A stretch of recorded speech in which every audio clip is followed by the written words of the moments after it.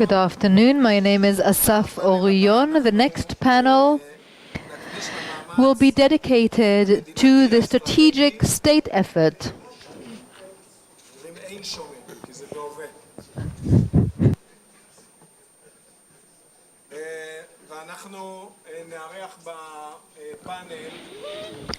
We will be hosting on our panel Mr. Emmanuel Nahshon, Israeli Foreign Ministry spokesman, Dr. Colonel in Reserves Gabi Siboni from the INSS, and we will be joined later by Yarden Vatikai, head of the National Information Directorate in the Prime Minister's office.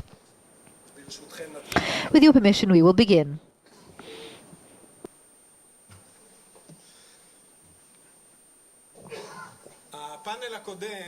The previous panel engaged primarily in the role of the media as a medium,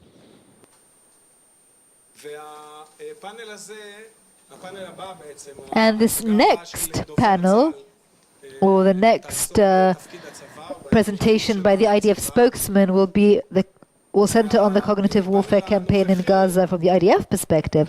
And therefore, in this panel, we will look into the state effort in the envelope of higher than the IDF, because from what we remember, both in the conflict in Gaza, there was a military campaign for political, military goals, but this important phrase of the policy with military means.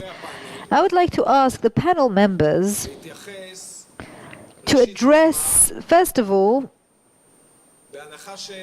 assuming that two narratives will be competing here, or two stories, and if you will, a split screen, and we can explain which. On one hand, or on one side of the split screen, the Israeli military story. The Gazans want to break down the fence. Hello, Yarden. Under the auspices and under the cover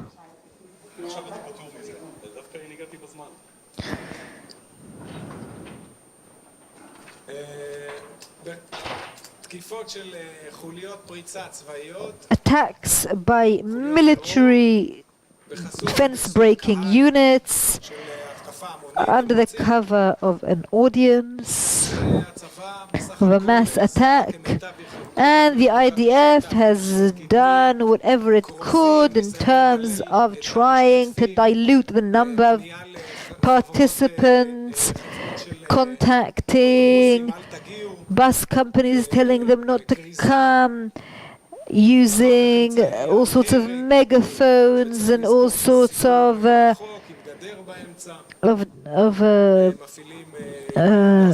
means such as tear gas, which is non-lethal weapons, and also fire extinguishing means.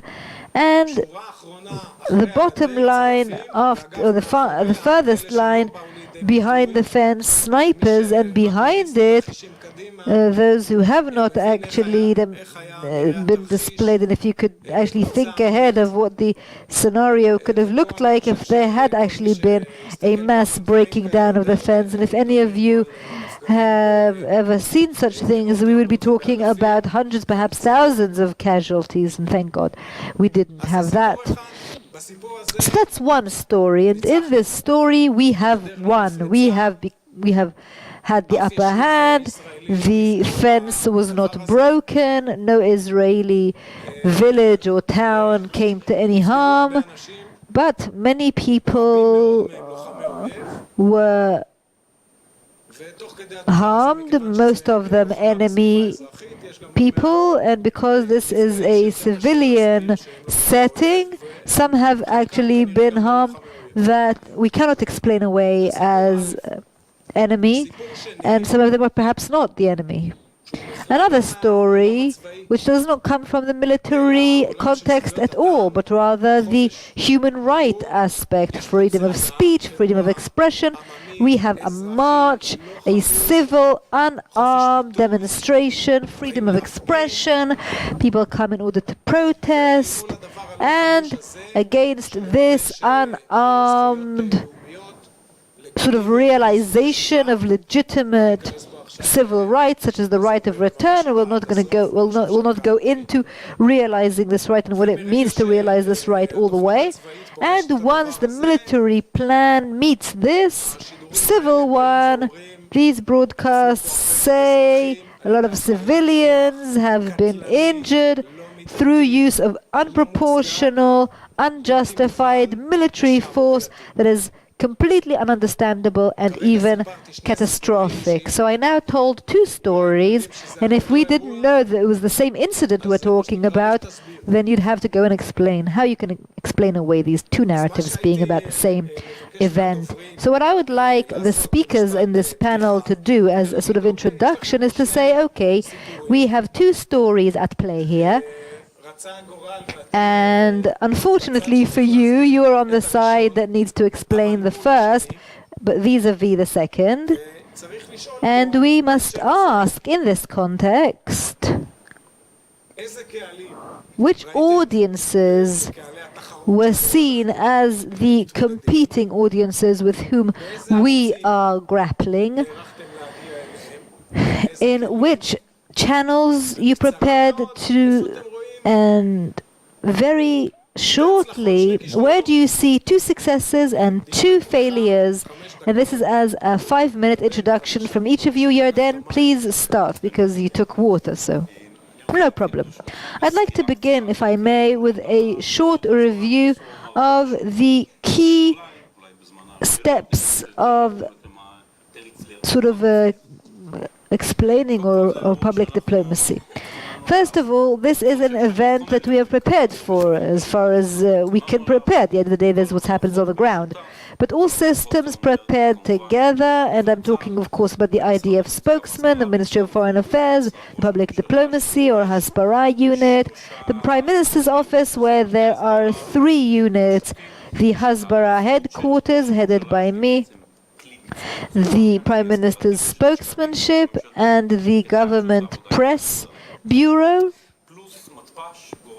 and together with the COGAT, the Coordinator of Government Activities in the Territories. I know that Poli was supposed to be here, but they have really upgraded their capabilities, especially vis-a-vis the Arab populations, and also the ISA, Israel Security Agency, or Shabak, who are a very important factor, and they're always in touch with us and give us information, and also the police and the Ministry of Strategic Affairs. And so all of these factors, headed by the Prime Minister's office, COGAT, and the IDF spokesman, we have prepared for this event, we have had discussions about it, we have provided scenarios and so on. What does our activity entail? First of all, shared joint messages, and we'll talk a little more about that, about what works better and what works less. There is a system that can actually generate joint messages, political ones, security ones. I'm not saying they're uniform, but they are shared. Each of us give our own message, but they are joint messages. And the second thing is collaboration with the intelligence unit, because at the Information Directorate we have to get information from the intelligence units of the IDF, Shabak. I can give you several examples. And Assaf, just say when and tell me to stop. Okay, you have 3 minutes. For instance, the fact that most casualties were Hamas members, not just because of Salah Bardawi and what he said, the matter of the photographer who was killed and who was also a Hamas activist, a child, a little girl who was killed, all sorts of other such information. There was a huge IDF visual attempt that the spokesman will probably elaborate on, a very impressive effort.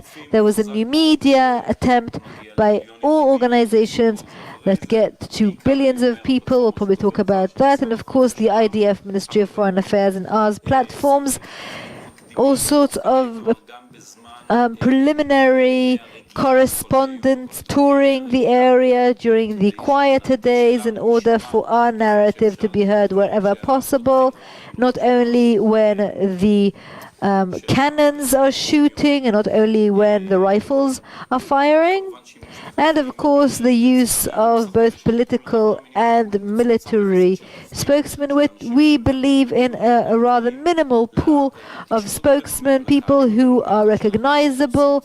So it is our view that there shouldn't be dozens of spokespeople, but rather a small number of spokespeople who provide a professional response and are easy to control in terms of message conveying. A lot of work in terms of refuting all sorts of information, all sorts of wrong information, all sorts of biased headlines. We're talking about 3 different audiences. There are the many nuances between the audiences, but I would say 3. The international audience, because that's where we have a lot of work, a very central area, which is the Arab audience, the Palestinian, which can be split into the groups, and the Israeli. And this is an event where I think this would be the correct typology of the audiences, the target audiences. I will stop here, I think, and then we'll go into more details. Okay, I would like to introduce the way that the Ministry of Foreign Affairs works and why we're unique. And then I'd like to focus on a few issues, and I don't know if they can be solved in terms of public diplomacy. Now we no longer call it hasbara or information, we call it public diplomacy. It's the same thing, but it sounds better. The uniqueness of the Ministry of Foreign Affairs actually in our ability to turn to all kinds of audiences around the world. To date, we have 103 representations across the globe, embassies, consulate generals, all sorts of other representations, and the role, as part of their role, they have to connect to the target audiences, whether in routine or in emergency. And these target audiences are comprised of elites, whether it's ruling elites, economic elites, financial elites, political elites, and also the wider public. And we use all means available to us and available to those who engage in telecommunications. Of course, direct talks, it's the media, and it's the whole world of social media, which has been very much developed in our office. And I'll also give you examples and numbers of our ability to get to very surprising target audiences in Iran, in the Arab world, and in other places. Now, the message is, of course, coordinated, and here we should really talk about all the work that was carried out. We knew this was going to happen. Those Fridays leading up to that most significant day, the most crucial day that had to do with the opening of the US Embassy in Jerusalem and all sorts of other things that we prepared for. And the messages are then conveyed to our embassies, where they are processed and translated. And when I say translated, I mean 2 things. First of all, translated into the local language so that they can be understood by local populations. And also our presence in there, it is crucial because we speak Croatian and Finnish and Chinese. But the more important translation is to translate our messages to a language that is accepted and understood and resonates correctly among those target populations, because the message conveyed in Sweden, where perhaps the focus will be human rights and things like that, is not the same as a message conveyed to the Chinese population, who may not be so much, bothered about human rights. There is actually no word for human rights in Chinese. And these messages should be resonated correctly in each target audience. Now, the success is, of course, measured in various ways. First of all, to what extent does it resonate in social media in those populations? It can also be measured through the political behavior in that country in situations relevant to the specific conflict. For instance, votes in the UN, in the Security Council, vote there was in the Human Rights Council recently. And I'm not saying we have sweeping success, but our point of departure is quite low, so we can certainly see a graph of success, even if it is slow and complex and gradual. And here I would like to end with this sort of general review of what we do. And the many years I've spent in this area have taught me that public diplomacy has its limits. And I know that it's very easy to criticize public diplomacy. It's a kind of expression of frustration to say public diplomacy isn't working, you're not doing things well, you're failing. I think that we all know that public diplomacy has its limits, and for several reasons. First of all, because the adversary also has its own information in public diplomacy, and oftentimes their public diplomacy efforts are more constructive, are more effective, especially when we have this sort of context where we live in a world where 280 characters in Twitter.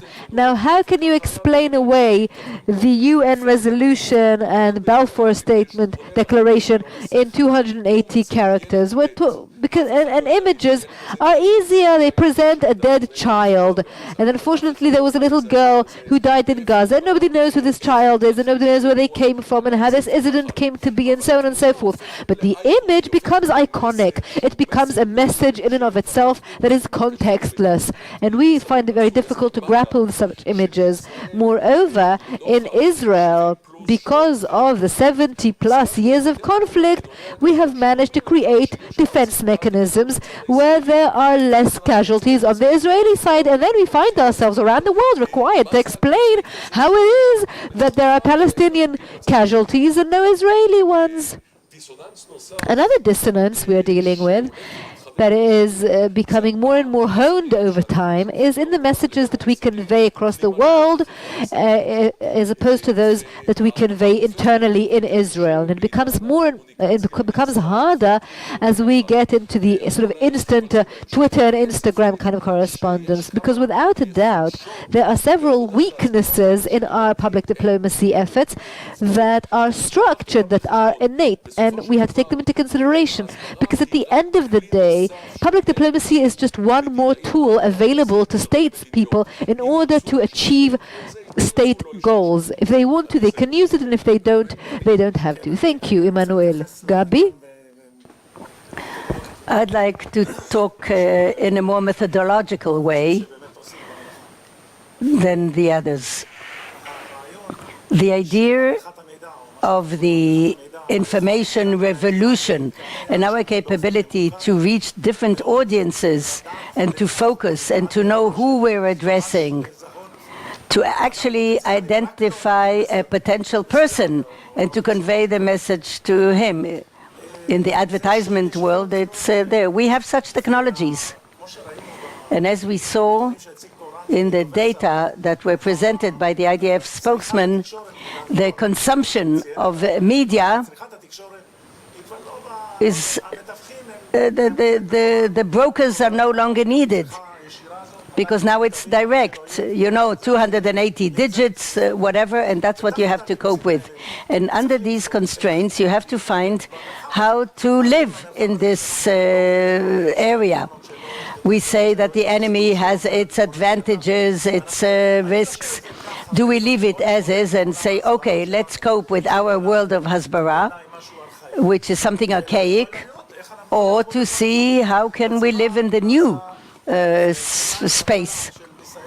There was an attempt to try to organize it, because the army has a lot of capabilities in what we call impact and cognition. So the army made an effort to try to create some sort of significant fist. It's not simple, but to do something that they will be able to cope in this space and to give the right images and right messages to the right audiences in order to convey the message to the relevant audiences. Whether it'll be successful or not, who knows? But between 0% to 100, there's a large space. You can start with 5 or 10% or whatever. The political echelon, they also have a lot of capabilities, but I think they're not organized. They don't have the full comprehensive picture. How to manage a campaign of awareness, also to cope with the campaign of the enemy, but also to create synchronized campaigns to the relevant bodies. You spoke about all the relevant bodies, all the people who are involved, the spokesman, whatever, but we should have a governmental framework that will be able to synchronize everything, because at the moment we have a whole collection of activities with a lot of goodwill, but they're not planned in the way I would like to see them. It's like a campaign, like a battle, and it has to be executed in a way that would be effective, not to mention to create force. If we had some sort of a force to verify what kind of tools we have to develop, like we do with arms, like we do with weapons. So now, if we talk about impact and the capability to have technologies, they'll be able to do it no less good. So my view is to see how we can organize this political envelope and not to, I don't want to hurt anybody, but not just the IDF spokesman. That's what you see. I look at the Facebook, IDF spokesman. I look at the internet, IDF spokesman. That, to my mind, cannot longer be. I'm sorry, Ronan, if I say it, but that's so much for this. I'll be happy to answer some of your words. What do we do now? You have to say something now, say it. First of all, in the political world, we have a mechanism that works with all the bodies. We have a joint preparation. And two, maybe you only look at Israeli media and you see the IDF spokesman. And you're right. The IDF spokesman is by far the largest and strongest body in the state of Israel. However, if you look in the international theater, most of the speakers are politicians, one out of a pool of political spokespeople. I also think in the social media, most of the platforms are civil ones. If I may, every system that acts is very good to describe its inputs. I did this, I did that. Where do you think that the input, and each of you, tell me one big success that you had, and what we call a non-success or failure? I'll be happy to hear some of the insights. Okay, I have to deal now with successes and non-successes. Okay, that's fine. The greatest success, and it's joined to everybody, so I'm not taking credit of it for the foreign ministry, was to dismantle the narrative of the Hamas that we're talking about a civil march.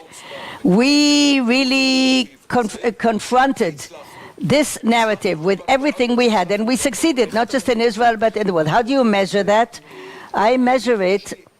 I have 1,000 ways to measure it. Tell us one. Articles in the media, articles in the foreign media that relate to events that took place here. Look at the American media.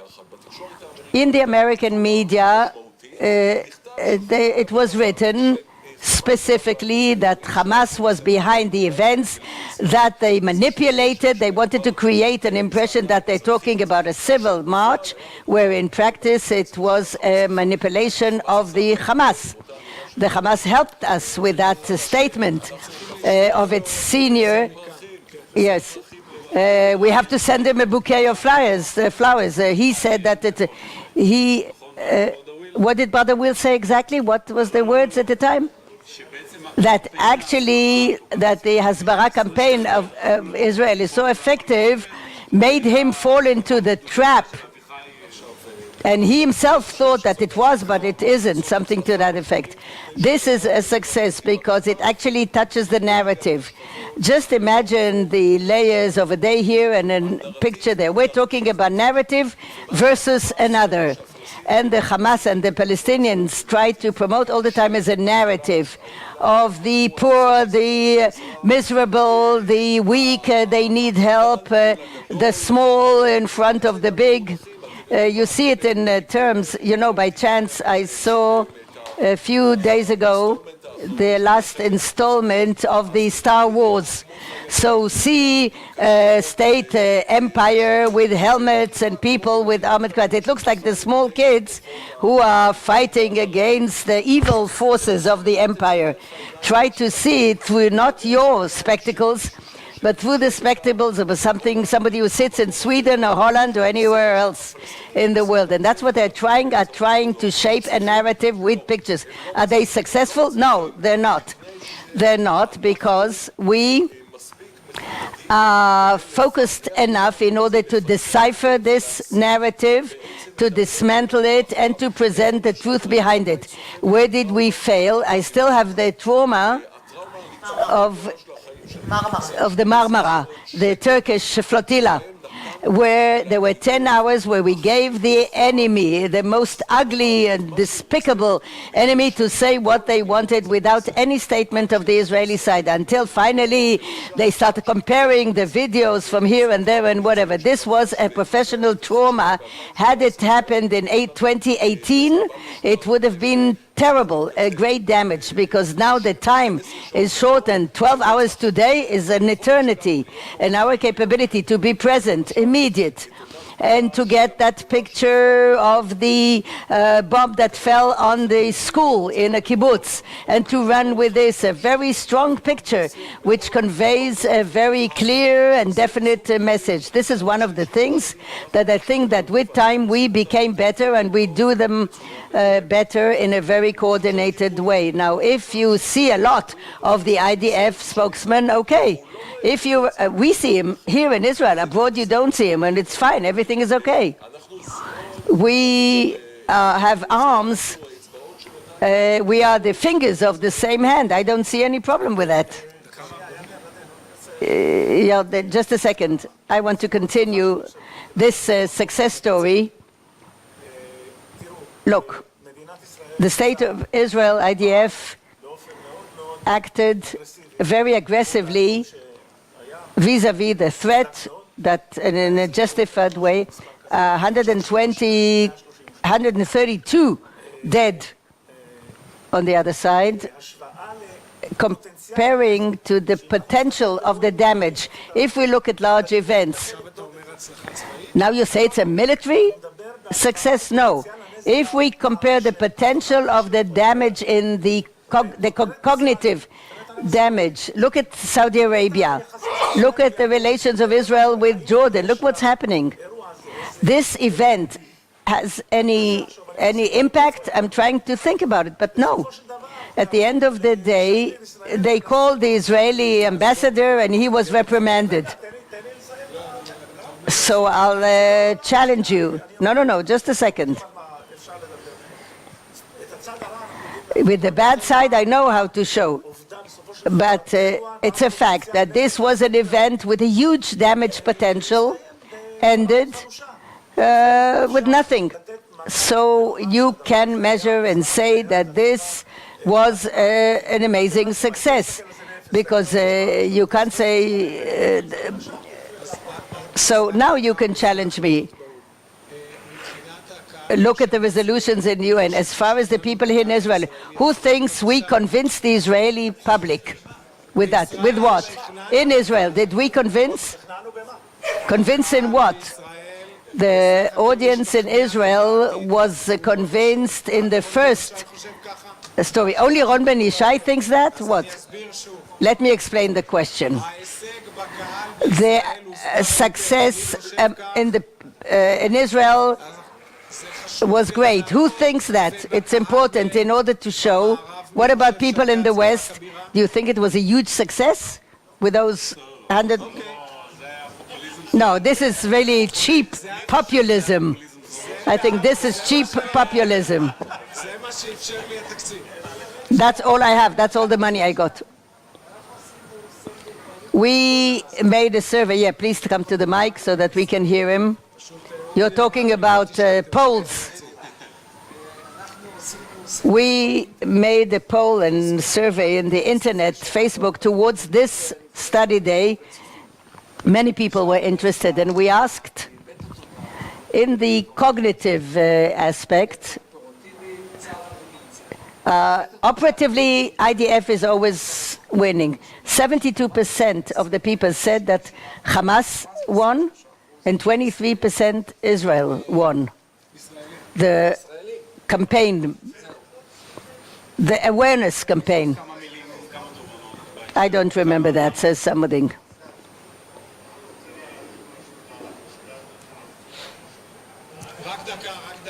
Just 1 second. Before we have a return march here, let's go back to basics. Sir, we have a break after that. You can have your conversation later. The data that Udi presented are not that clear. The public in Israel understands the need to prevent anybody infiltrating into the fence. That's what it's all about, because Hamas managed to present its narrative in a better way. I want to try and break the dissonance. I think that Emmanuel, I'm afraid we can't really hear him. He's not speaking into the microphone. We have to convince the policymakers that Hamas is involved and they initiated, but if you go to Sweden, into a pub,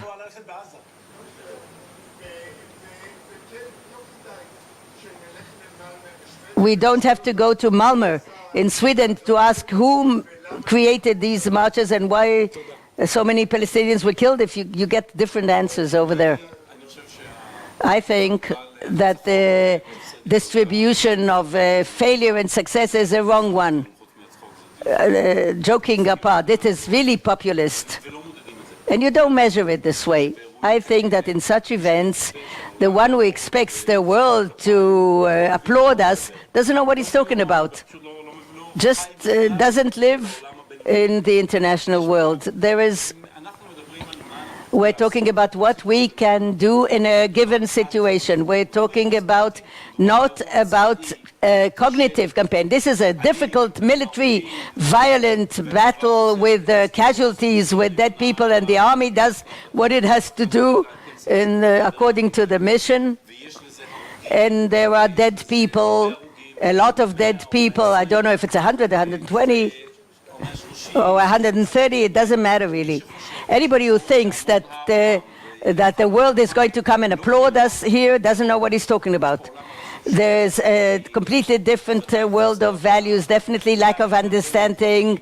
Many things are involved. This is a world, it's a different world that thinks differently. I think we have to look at what we are successful. It's not victory and it's not failure, but I'll give you 2 examples. I think that in a few political meetings of the Prime Minister, I don't think he ever speaks about it when he meets other prime ministers.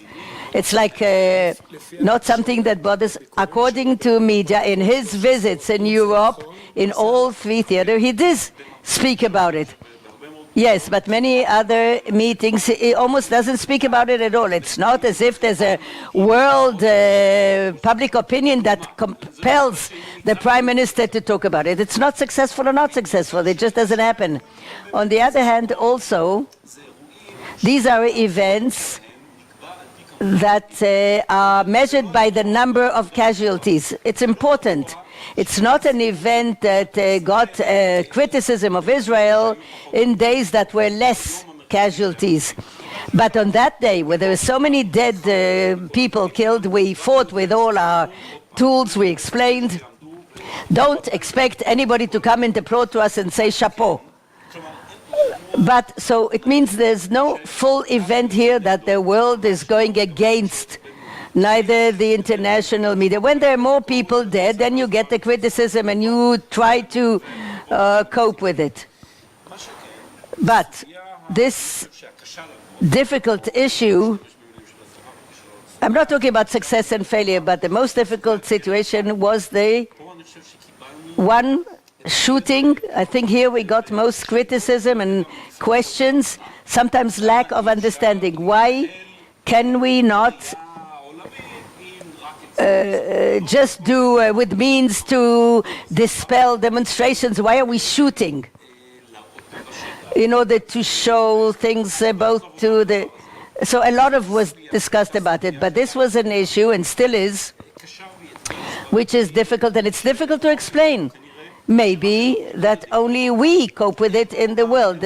In the world, there were no events where 40,000 people storm a fence into your border. I don't remember, 1975, he said, the Green March. And that's how Spain lost West Sahara. 350,000 people. Okay, but you don't have such situations every day, that it's so close to settlements, to villages. We know very well how to do the job. Of course, we can become better, but there are issues like this, which is an issue that your world does not correspond with what's happening in the world, because it doesn't happen in the world. He doesn't understand the situation. You convey messages. We use a large toolbox, but you don't talk about cognition. What do you mean by that? How else could we have done this? Please ask Ron either to come up to the podium or to speak to the mic. When the ambassador goes and speaks to the foreign minister or the PM, they are diplomats, but you have to convince people, and your messages do not speak to those people that you have to impact. I don't. Tell me what would have been successful and wasn't done. What tool in our toolbox we could have used and we didn't, and they would have convinced the public opinion. I'll give you an example later, he says. Later. Let's go on. You have to place a narrative versus a narrative. You have to deal with stories. Before the Naksa Day, before the return march, what Israel did in bits and pieces, and you thought you managed to convince the politicians, but you couldn't make up a story to say that we are trying to prevent those marches, and this fence is 400 meters from the nearest kibbutz. What, did we invent the wheel? We're not in this for decades. Is there any factor that doesn't know all this? Isn't there an action that we don't do with reporters? Why, you live in a vacuum? It's becoming an Israeli debate. They're all speaking together. Well, says Ron, you know it. No, we are working with other factors in the world. Okay, conclude. Say the last word. In my opinion, it shows lack of understanding and focusing. You have to create a narrative, a story that will convince the listener that we are on the right side. How do you build a story? Not with messages, but creating a visual image.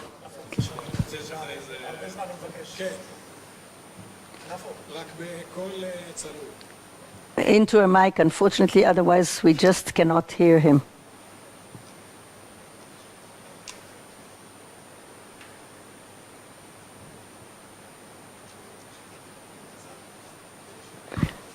When you start a campaign, that everything works okay, in a protective edge, and the war before that, there's no difference.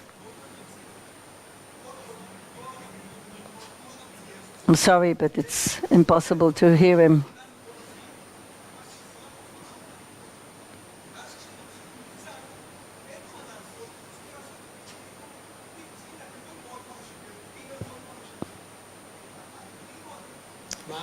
It's like they do exactly the same thing in all wars.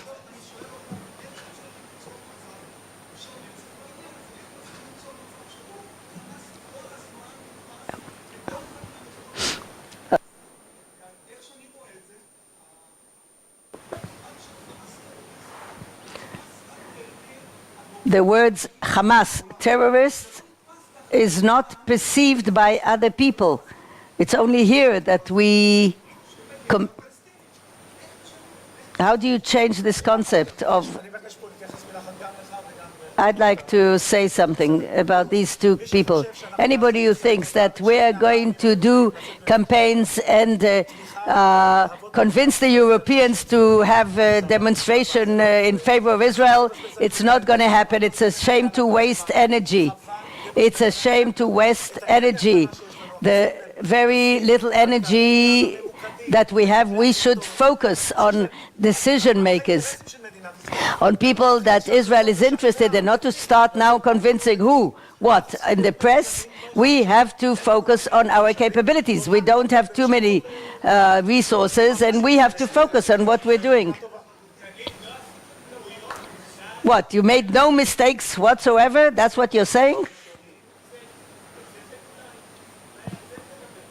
Maybe talk about mistakes. It cannot be that everything was right, whatever you did. He says from the audience. I am in charge here on failures. I'm in charge on failures. They're all in charge of successes. Let me say a few general things and to answer the question and relate to failures. Public diplomacy is not a reality show. You think that we are in a kind of a circus where you give us grades and marks. Are we the best gladiators vis-a-vis the other said? I gave him a fist. Maybe it's a movie and this is my video. It's nicer than yours. And I feel proud and great. It doesn't go this way. Asbara is all in all an additional reflection of the policy.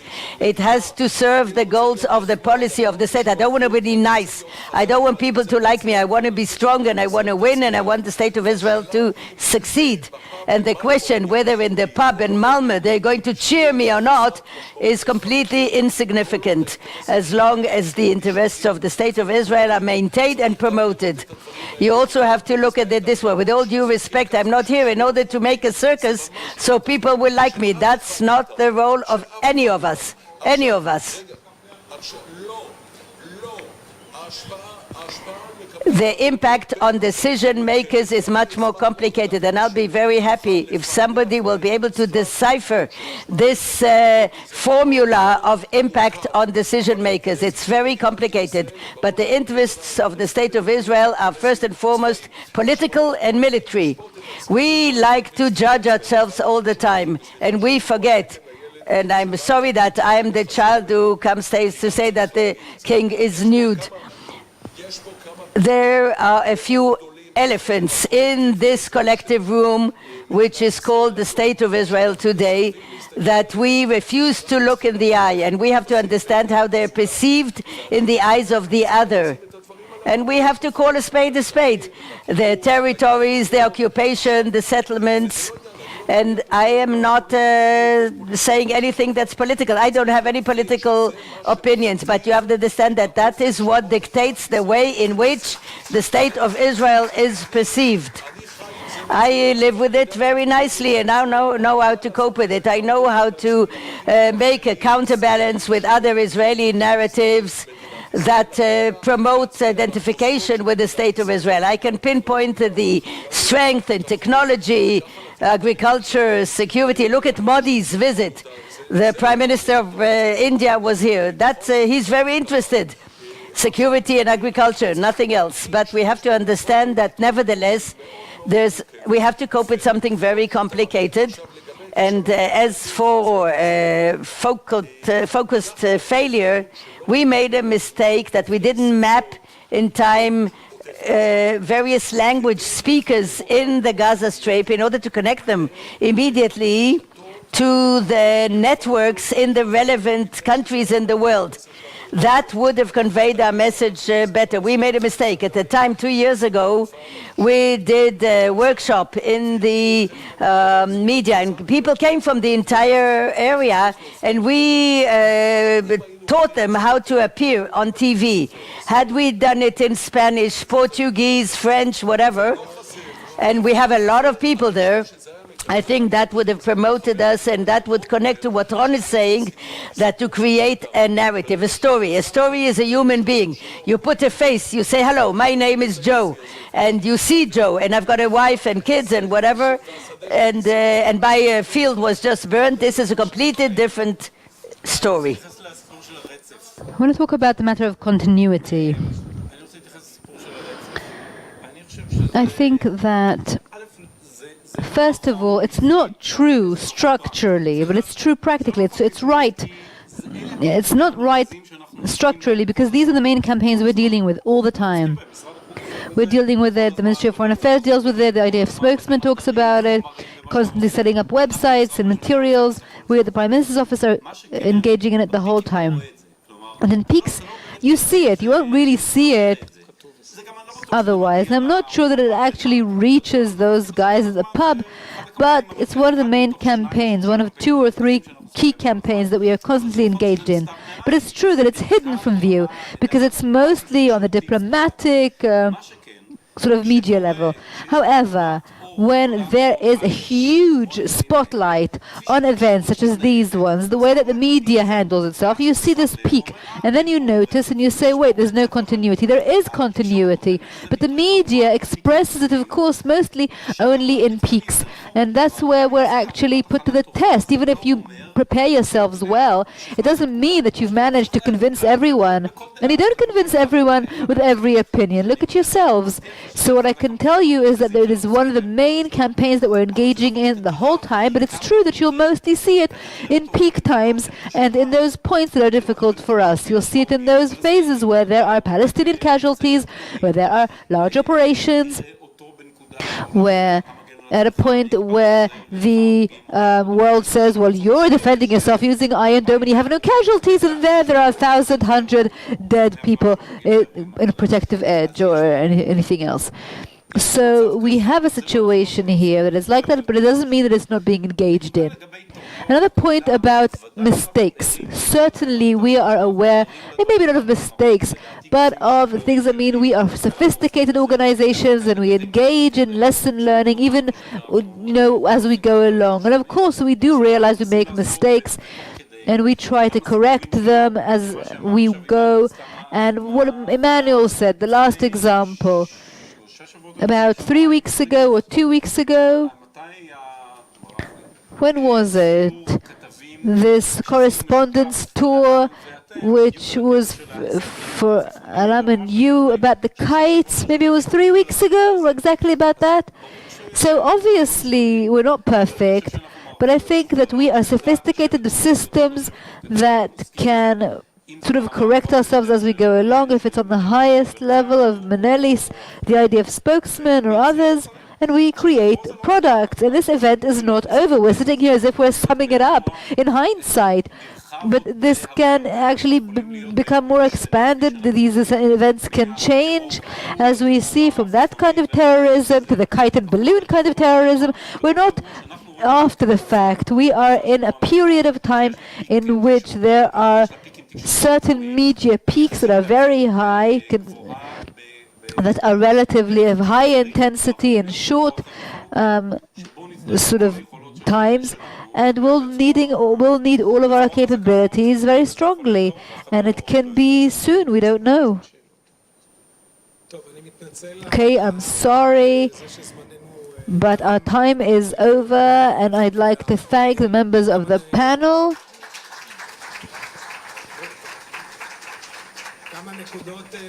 Just a few points to wrap up with.